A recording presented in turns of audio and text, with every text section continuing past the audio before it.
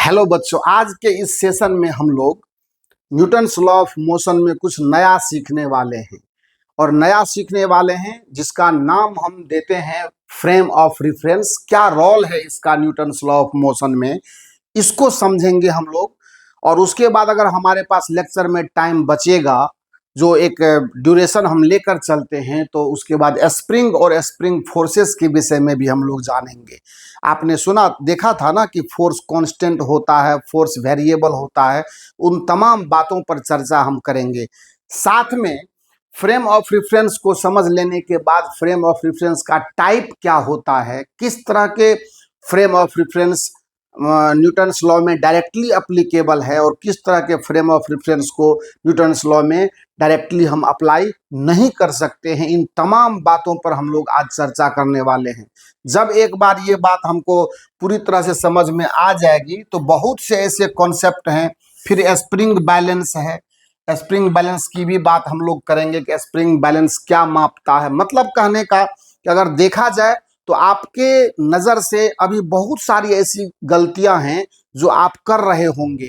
थोड़ा बहुत आपको नॉलेज रहा भी होगा, मैं ये नहीं मानता हूं, लेकिन फिर ये कह रहा हूं कि चूंकि आपका ये इनिशिएशन है, आप 11th के स्टूडेंट हो, तो 11th के बच्चों को ऐसी बहुत सारी चीज़ें बेसिक में होती है जो उनको सीखनी पड़ती है ताकि वो अपर लेवल के प्रॉब्लम पर अटैक कर सके और बड़े ही सहूलियत के साथ उसका सॉल्यूशन भी वो दे सके।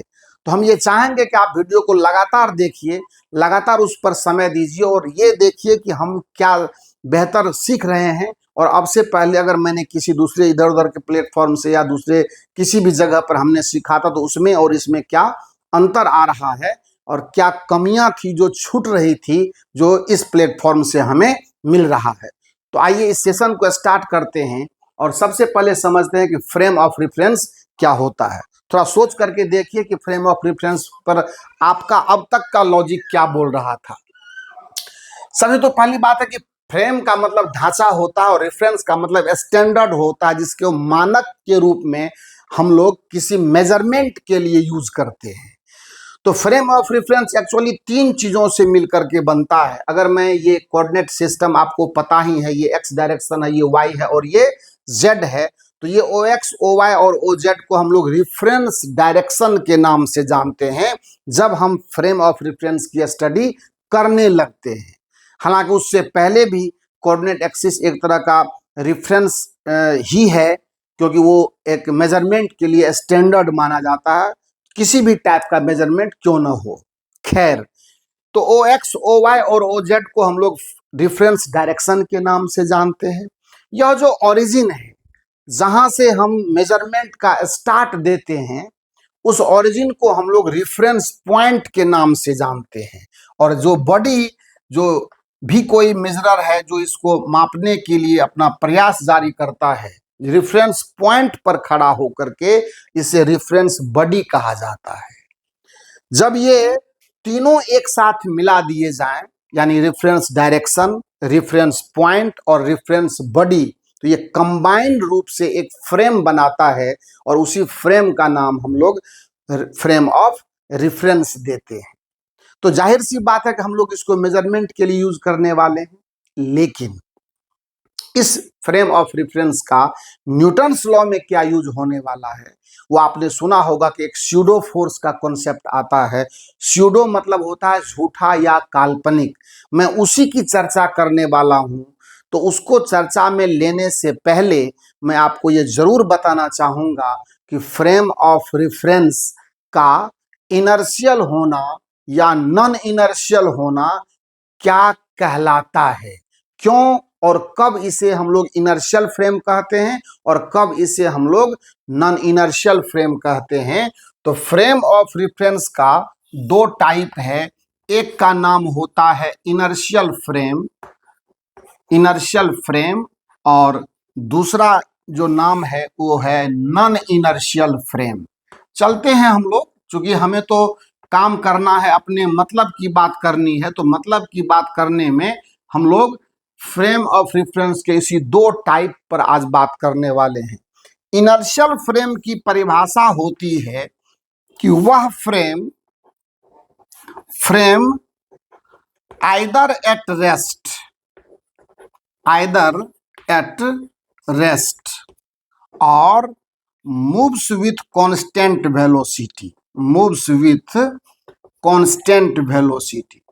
आप खाली शब्द पर ध्यान दें, कांस्टेंट वेलोसिटी, दोनों कंडीशन है। अगर फ्रेम रेस्ट में हो या अगर वो रेस्ट में नहीं है, वो मूव कर रहा है, यानी जिस फ्रेम में बैठ करके हम मेजरमेंट कर रहे हैं वो फ्रेम या तो रेस्ट में है या अगर वो मूव कर रहा है, मोशन में है, तो मोशन का कंडीशन है कि वो कांस्टेंट वेलोसिटी से मूव करना चाहिए।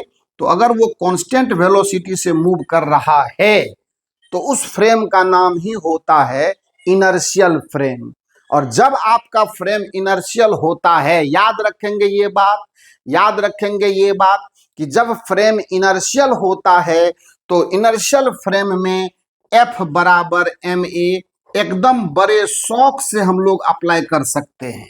सो in case if the frame is inertial then we can use the second law of motion, या we can apply the second law of motion, that is F vector equal to m into a vector directly।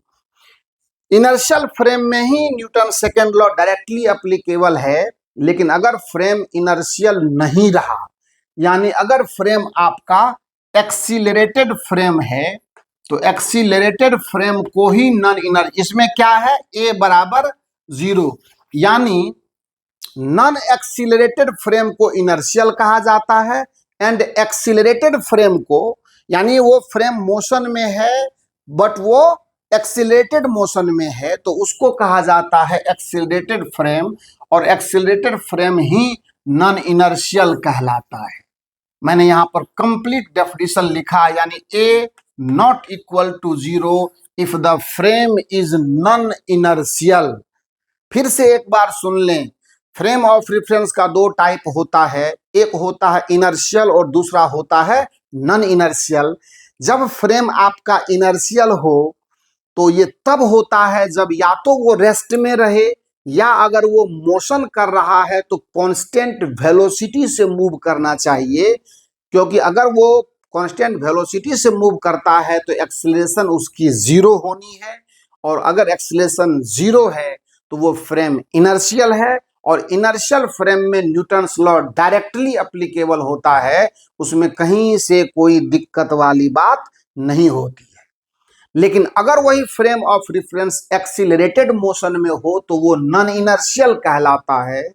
Accelerated frame को non inertial frame कहते हैं, and Newton's law is not applicable directly if the frame is non inertial. If the frame is non-inertial, then we can never use the Newton's law directly in such a frame। उस frame में Newton's law को हम direct apply नहीं कर सकते हैं, यानी F नहीं होगा इक्वल टू ma के अगर फ्रेम हमारा नॉन इनर्शियल है तो। और जब वो नहीं है तो आखिर क्या करेक्शन उसमें करना पड़ेगा, उसी को समझना है अब इस लेक्चर में। तो आइए पूरे बेसिक तरीके से आपको समझाते हैं और अच्छे से आप इसको देख भी लें। इसको पॉज करके आप नोट कर लेंगे, क्योंकि ये सब चीज आपको बेसिक में कहीं मिलने वाला नहीं है। लोग बड़ी बड़ी बातें कर देंगे बट आपकी कमजोरी यूं की यूं बनी रह जाएगी। आइए अब बात करते हैं कुछ इस तरह से। सपोज कीजिए कि हमारे पास यह एक x, y और ये Z एक इनर्शियल फ्रेम है। हमने क्या मान लिया इसको, यानी आप सीधे मान लीजिए कि इनर्शियल फ्रेम है, यानी आप ये मान लीजिए कि ये रेस्ट में है। ये क्या है, रेस्ट में है। और एक दूसरा फ्रेम हम यहां से मान लेते हैं x डैश y डैश, कोई हड़बड़ी नहीं दिखानी है, समझना है चीजों को। ये o डैश मैं इसे मान रहा हूं नॉन इनर्शियल, यानी ये मूविंग फ्रेम है। ये फ्रेम रेस्ट में नहीं है, ये मूविंग है। नॉन इनर्शियल कहा है तो मैं इसका एक्सीलरेशन भी दिखाने वाला हूं। अब मान लेते हैं कि यहाँ एक कोई पार्टिकल है जिसका मास m है और इस पोजीशन को सपोज कीजिए ये p पॉइंट पर एट एनी इंस्टेंट मैंने एक पार्टिकल p को कंसीडर किया जिसका मास हमने m सोचा, और अब क्या देखते हैं कि इस पार्टिकल का जो पोजीशन वेक्टर है ये मैं r0 लिखता हूं, यानी r0 is the position vector of particle p with respect to inertial frame, यानी XYZ फ्रेम। ठीक है, वो रेस्ट में है, और हम मूविंग फ्रेम के रेस्पेक्ट में एट एनी टाइम t इसका जो पोजीशन वेक्टर है उसको मैं r वेक्टर मानता हूं, और खुद इस फ्रेम का जो पोजीशन वेक्टर है उसे मैं r डैश वेक्टर मानता हूं। तो अब आपको यहां से बिल्कुल क्लियर ये बात मैं कर देना चाहता हूं कि r0 वेक्टर जो है वो position vector of p with respect to XYZ, r vector equal to position vector of p with respect to x dash, y dash, z dash, and r dash vector equal to position vector of x dash, y dash, z dash with respect to x, y, z। कहीं कोई तकलीफ होने की बात नहीं है। जाहिर सी बात है कि o, o डैश और p एक ट्रायंगल है। Now from triangle O dash P से लगा दीजिए ट्रायंगल, कोई परेशान होने की जरूरत नहीं है। देखिए सब कुछ अपने आप सामने आने वाला है। तो देखिए ये वेक्टर और ये वेक्टर सेम ऑर्डर में, तो ये दोनों जोड़ा जाएगा, यानी आर वेक्टर या R dash vector plus R vector equal to क्या होगा, r0 वेक्टर के। समझते हुए आगे बढ़ना, कोई जल्दबाजी नहीं करनी है। तो यहां से क्या हो जाएगा, मैं अगर r वेक्टर का वैल्यू लाना चाहूंगा तो ये हो जाएगा r0 vector minus r dash vector. Clear? इसको क्या करते हैं, टाइम के रेस्पेक्ट में डिफरेंशिएट करते हैं। आपको पता है कि अगर पोजीशन रिलेशन को मैं टाइम के रेस्पेक्ट में डिफरेंशिएट करूंगा तो मुझे वेलोसिटी रिलेशन मिलेगा, और फिर जब एक बार डिफरेंशिएट करूंगा तो एक्सीलरेशन का रिलेशन मिलेगा। तो कहते हैं टेकिंग टाइम डेरिवेटिव, ले लेते हैं टेकिंग टाइम डेरिवेटिव। अगर मैंने टाइम डेरिवेटिव लिया तो मुझे मिलेगा dr वेक्टर बटा dt equal to dr0 vector upon dt minus dr dash vector upon dt। हाँ, मालूम है अपन को कि ये वेलोसिटी रिलेशन है। इसी स्टेज में इसको क्या करते हैं, फिर एक बार सेकेंड डेरिवेटिव लेते हैं, है ना। Again differentiate with respect to time, फिर से कर देते हैं तो हमें मिलने वाला है d2 r vector equal to dt square equal to d2 r0 vector upon dt square minus d2 r dash vector और अपॉन dt स्क्वायर। तो क्लियर हो गया। अब इसको क्या कहेंगे, और a vector equal to a0 vector minus a dash vector. ये एक्सीलरेशन का रिलेशन है। किसका रिलेशन है, एक्सीलरेशन का रिलेशन है। बहुत सुंदर। आप क्या करते हैं, इसमें मास ऑफ द पार्टिकल से मल्टीप्लाई कर दें। जैसे ही मास ऑफ द पार्टिकल से आप इसको मल्टीप्लाई करेंगे तो क्या होगा, इसको मैं यहां के बाद मैं यहां उठा लेता हूं, आप गौर से देखना। इसको लिखेंगे और m into a vector equal to m into a0 vector minus m into a dash vector. देखिए आ गया फोर्स का रिलेशन, आया कि नहीं आया, ध्यान से सुनेंगे। अगर मैं यहां लिखना चाहूंगा f वेक्टर इक्वल टू हो जाएगा f0 vector minus m into a dash vector. बस इसी की तलाश थी मुझे, और ये मैंने आपके लिए लाया, ये लाया मैंने आपके लिए। गौर से देखिएगा, यहां से सब समझ में आएगा। मतलब जान लेते हैं, सुनिए ध्यान से। बड़े गौर से, चूंकि ये फाइनल टच है और ये बहुत गंभीरता से समझना है। ये एफ वेक्टर है, फोर्स ऑन पार्टिकल, है ना, applied by non inertial frame. इस फ्रेम से अगर पार्टिकल पर मैं, चूंकि आर जो था हमारा, इसके रेस्पेक्ट में ना इसका पोजीशन था, तो इसके रेस्पेक्ट में वेलोसिटी होगा, इसी के रेस्पेक्ट में एक्सीलरेशन होगा, और इसी के रेस्पेक्ट में फोर्स होगा। कहता है कि अगर आपको नॉन इनर्शियल फ्रेम के रेस्पेक्ट में इस पार्टिकल पर फोर्स देखना है, तो वह फोर्स का जो वैल्यू होगा वो इनर्शियल फ्रेम का जो फोर्स आपका एफ नोट है, उस फोर्स में से इतना मैग्नीट्यूड फोर्स का आपको घटाना पड़ेगा। कैसे?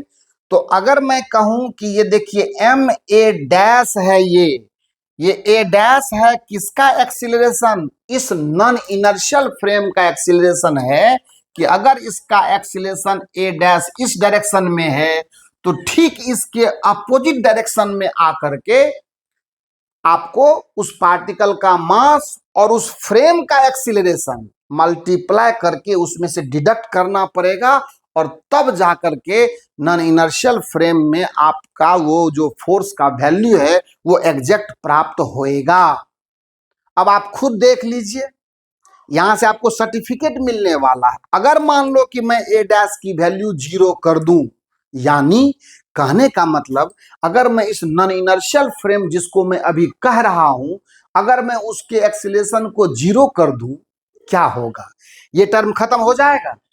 ये टर्म जब खत्म हो जाएगा, डायरेक्ट आप देखिए एफ और एफ नोट होगा बराबर कि नहीं होगा।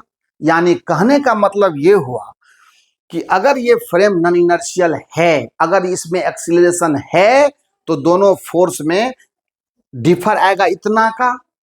लेकिन अगर ये फ्रेम इनर्शियल ये भी हो जाए, यानी इसका अगर वैल्यू ए डैश 0 कर दूं, तो फ्रेम तो इनर्शियल बन जाएगा। अरे या तो रेस्ट में रहेगा या कांस्टेंट वेलोसिटी से मूव करेगा। तो दोनों ही कंडीशन में आप ये पाएंगे कि दोनों ही फ्रेम से इस पार्टिकल के ऊपर जो फोर्स लग रहा है उसकी वैल्यू क्या है, उसका मैग्नीट्यूड क्या है, इक्वल है। इसलिए ये जो एक्स्ट्रा क्वांटिटी है जो डिडक्ट करना पड़ता है non inertial behaviour of the frame की वजह से, और इसी फोर्स का नाम है स्यूडो फोर्स। आपने क्या देखा है? स्यूडो फोर्स का मतलब क्या हुआ? झूठा या काल्पनिक। मतलब जब ये फ्रेम एक्सीलरेशन में रहेगा तो ये फोर्स बनेगा, जैसे ही इसका एक्सीलरेशन समाप्त हुआ ये फोर्स ऑटोमेटिकली समाप्त हो जाएगा। मतलब कहने का, इस फोर्स को ना तो हम अप्लाई करते हैं, ना आप अप्लाई करते हैं, ना कोई एक्सटर्नल एजेंट अप्लाई करता है, बल्कि ये सेल्फ डेवलप होता है और सेल्फ ही समाप्त भी हो जाता है, जैसे ही non inertial behaviour of the frame क्या होता है, खत्म होता है। सो फ्रेम के नॉन इनर्शियल होने पर न्यूटन्स लॉ डायरेक्टली एप्लीकेबल नहीं है, उसमें एक स्यूडो फोर्स हमको लगाना पड़ता है। और स्यूडो फोर्स लगाने का जो तरीका है वह सीधे यह है कि जब आपका फ्रेम जिस किसी भी डायरेक्शन में एक्सीलरेटेड है उसके ठीक उल्टा डायरेक्शन में वो फोर्स सिस्टम पर आप लगाएंगे, और तब जाकर के आपका नॉन इनर्शियल फ्रेम का प्रॉब्लम जो है वो इजीली सॉल्व होएगा। मुझे लगता है कि आपको ये बातें बहुत बेहतर तरीके से समझ में आ गई होगी। फ्रेम ऑफ रेफरेंस का जो सही नॉलेज है वो आ गया होगा। तो नॉलेज से काम चल जाता है क्या? इसका एप्लीकेशन भी है, बहुत मजेदार एप्लीकेशन है। मैंने काइनेमेटिक्स में एक एलिवेटर वाला सवाल आपको बताया हुआ था, तो आपको वहां से मैं कंट्रोल करके वो चीज मैंने कहा था कि यहाँ पूरा समझने की जरूरत नहीं है, आपको समझ में भी बात नहीं आएगी, पर यहाँ आइए उसको क्लियर करते हैं। एकदम बेहतरीन एग्जाम्पल है, आइए फटाफट देखते। बहुत सारी समस्याओं का निदान मिलेगा आपको। चलिए इसको आप नोट करेंगे अच्छे तरीके से। बहुत बढ़िया कॉन्सेप्ट था ये, और इसको अब देखिए किस तरह से मैं एलिवेटर के अंदर इसको लाता हूं। आप ध्यान से देखेंगे सब समझ में आएगा खूब बेहतर। आइए एप्लीकेशन पर ध्यान देते हैं, एप्लीकेशन पर ध्यान देते हैं, और एकदम फटाफट से मैं 4-5 एप्लीकेशन आपको दिखा रहा हूं ताकि प्रॉब्लम बनना आपका आसान हो जाए।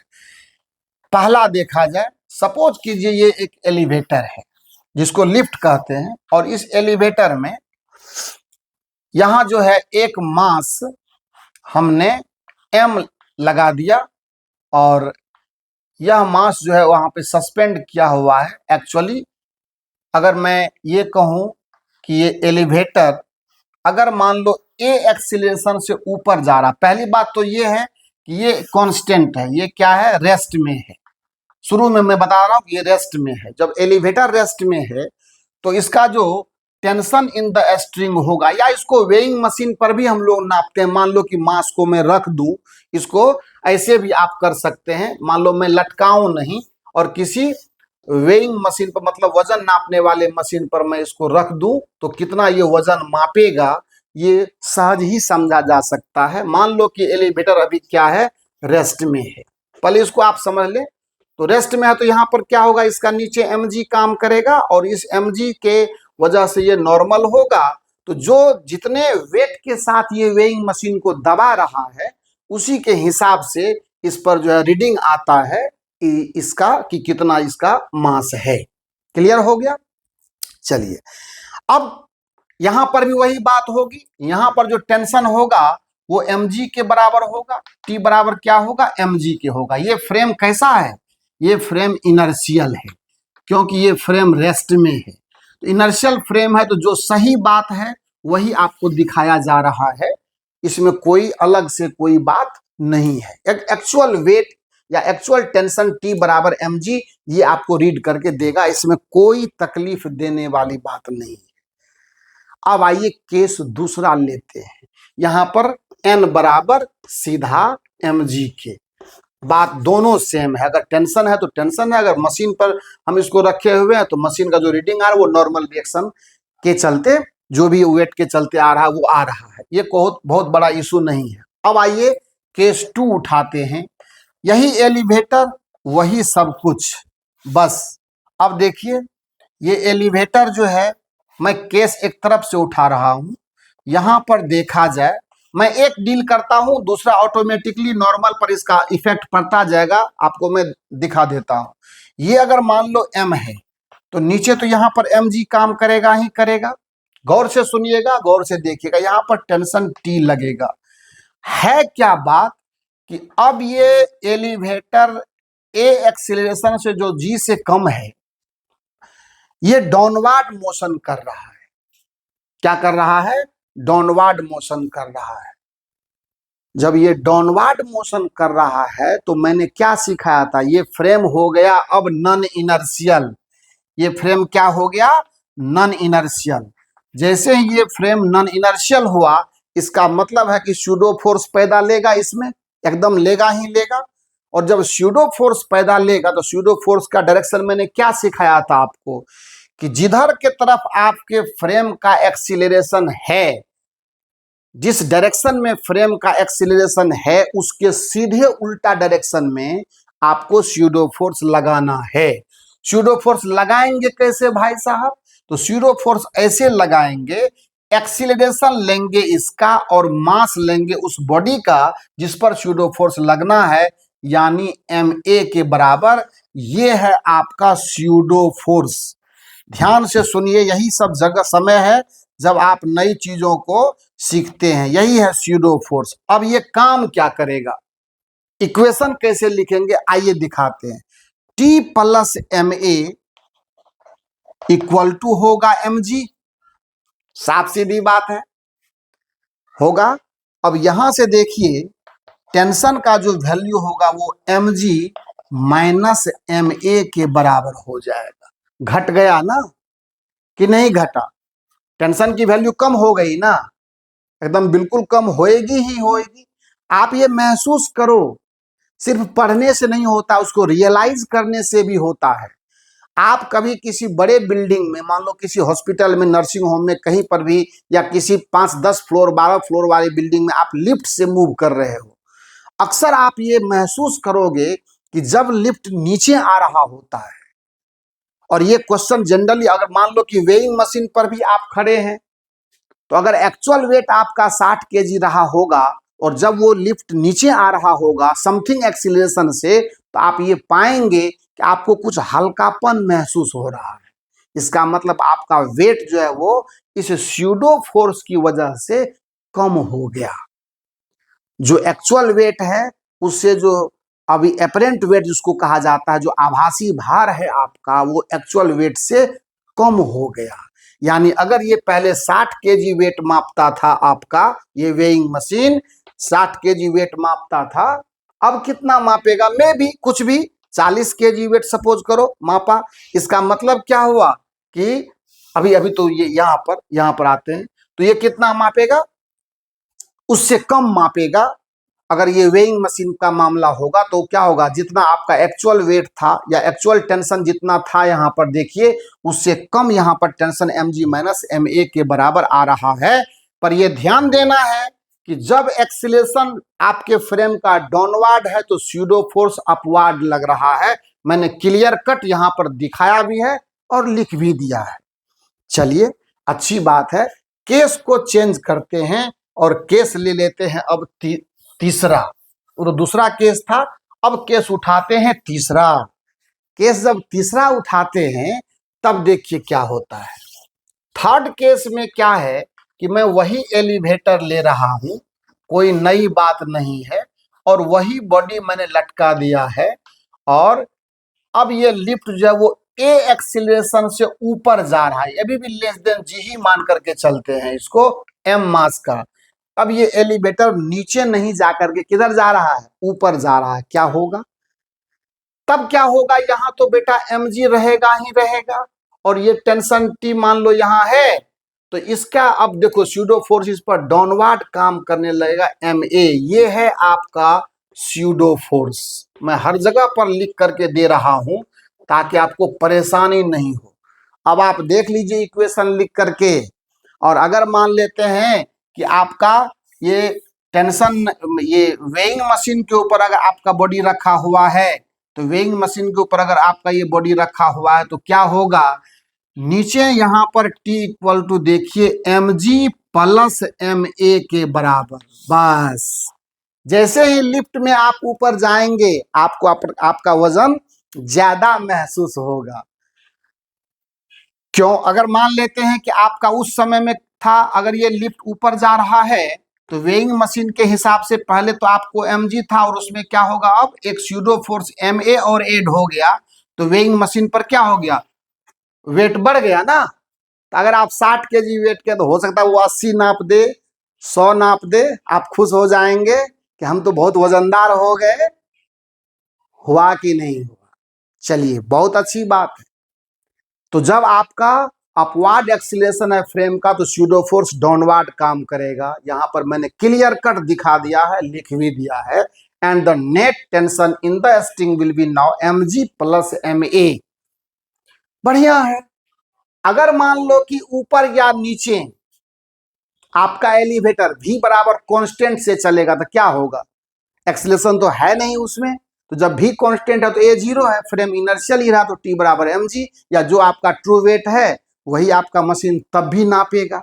कुछ उसमें नई बात होने की संभावना बिल्कुल नहीं है। तो फ्रेम ऑफ रेफरेंस के इस कहानी को अलग अलग जगहों पर भी हम लोग इस्तेमाल कर सकते हैं। जैसे लिफ्ट में तो आपने देख लिया, और बहुत अब एक होता है कॉन्सेप्ट वेटलेसनेस का। बता दीजिए क्या होगा। अगर मान लेते हैं कि आप इस लिफ्ट में, लिफ्ट मान लेते हैं नीचे आ रहा है ना? लिफ्ट क्या रहा है? नीचे आ रहा है, और लिफ्ट की डोरी टूट गई। कहेगा सर हम तो मशीन पर खड़े हैं, क्या होगा? उस कंडीशन में आपका मशीन आपका वेट जीरो मापेगा। क्यों मापेगा वो मैं आपको दिखा रहा हूं। कॉन्सेप्ट ऑफ वेटलेसनेस क्या होता है इसको समझते हैं। जो वेटलेसनेस यानी भारहीनता जिसको कहते हैं, इसके और भी केस होंगे भी, ए प्लस ए माइनस, ये सब आपको दिमाग से खेलने की बात है, उसमें कोई इशू नहीं है। एक सवाल इस तरह का मिलेगा तो हम लाएंगे आपके लिए। वेटलेसनेस क्या होता है, ये सब तो अब बच्चे वाली बात है।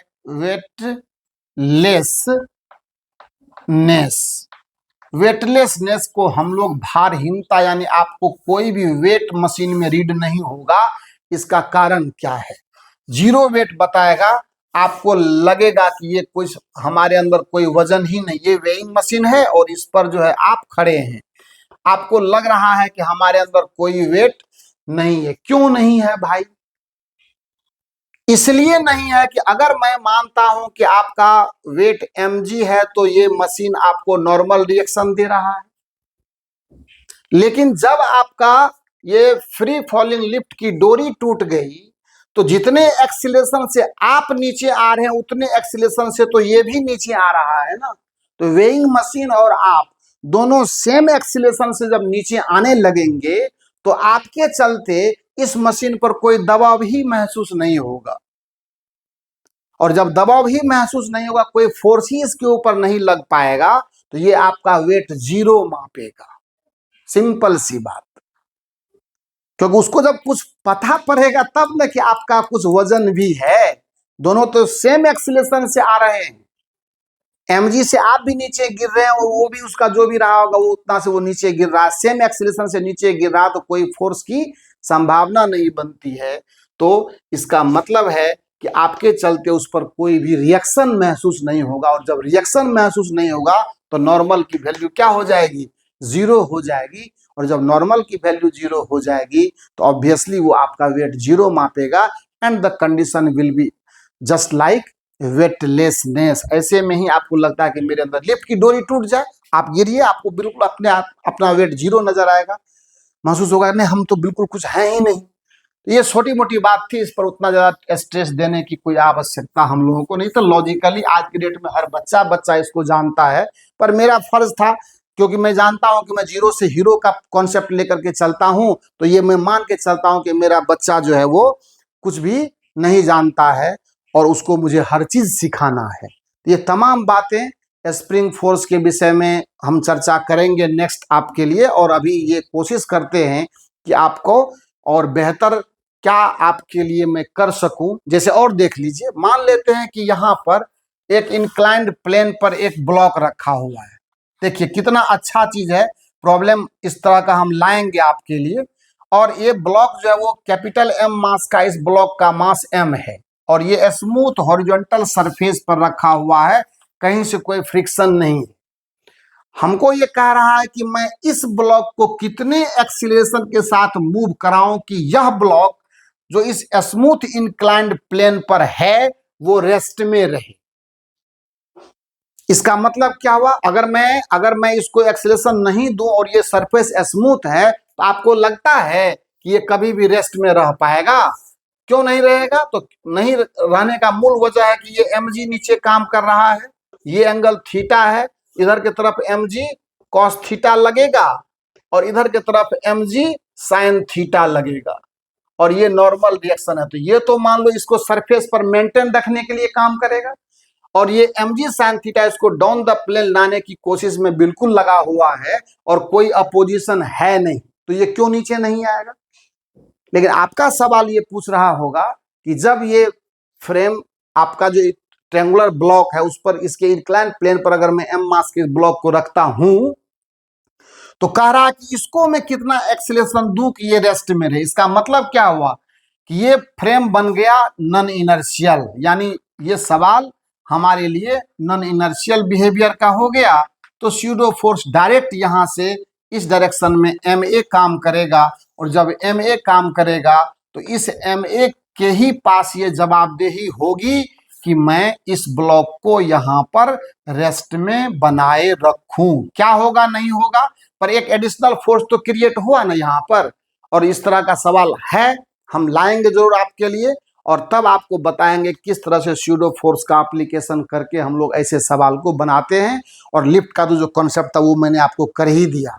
तो नेक्स्ट लेक्चर में हम लोग जब मिलेंगे तो आपको जरूर इस तरह के सवाल पर पूरा डिटेल चर्चा करेंगे। नॉन इनर्शियल फ्रेम का सारा गेट खुल चुका है न्यूटन्स लॉ के लिए, तो अब हमें सवाल करने में कोई परेशानी नहीं होगी। ऐसे ढेर ढाकी प्रॉब्लम है, आप देखिए ना, एक से एक प्रॉब्लम आपको मिलेगा अब, और वो मेरे से ही मिलेगा। इस तरह से इंक्लाइन प्लेन पर एक m मास का, ये मान लो a एक्सीलरेशन से ऊपर चला दें, या v बराबर कांस्टेंट, ये सारे इस तरह के प्रॉब्लम हैं। यहाँ से यहाँ आने में कितना टाइम लगेगा इसको, तो ये सारा काइनेमेटिक्स भी अब घुसेगा इसके अंदर में, आपको मजा आएगा। जब भी प्रॉब्लम में ट्विस्ट आता है and more than one concept उसमें कनेक्ट होता है, तो ऐसे सवाल को बनाना आपके लिए भी खुशी और गर्व की बात होती है, और मेरे लिए भी सिखाना एक गर्व की बात होती है। तो नेक्स्ट वीडियो के लिए इंतजार करें। आज आपने फ्रेम ऑफ रेफरेंस को बेहतरीन तरीके से समझा, उसके कुछ एग्जाम्पल्स भी देखे। आप कुछ नहीं समझ में आए, एस सी वर्मा सर का बुक उठा लेना है, उसमें बहुत सारे प्रॉब्लम नॉन इनर्शियल फ्रेम के हैं, आप उस पर काम करेंगे और हम तो आपको जरूर जज करके देंगे। तो आज के वीडियो को मैं यहीं लास्ट करता हूं, और ये आशा करता हूं कि ये टॉपिक आपको बेहतर समझ में आया, और शुरू से लेकर अंत तक जब वीडियो को देखेंगे तो फिजिक्स इतना बेहतर किसी भी प्लेटफॉर्म पर बेसिकली आपको नहीं मिलने वाला है। सो बने रहिए, दोस्तों के साथ शेयर कीजिए, लाइक कीजिए, और अपने लिए पढ़िए, अपने अच्छाई के लिए पढ़िए, अपने रिजल्ट के लिए पढ़िए, और अपने ब्राइट फ्यूचर के लिए पढ़िए। Thank you so much.